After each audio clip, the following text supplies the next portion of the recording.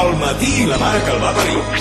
Són les 7 del matí, avui no he pogut dormir, pensant en la paneta que va fer el Madrid. Ni guai ni diarrà, ni Guti ni Kaká, ni la pasta que Florentino es va gastar, ni el xulo del Cristiano amb la seva gomina.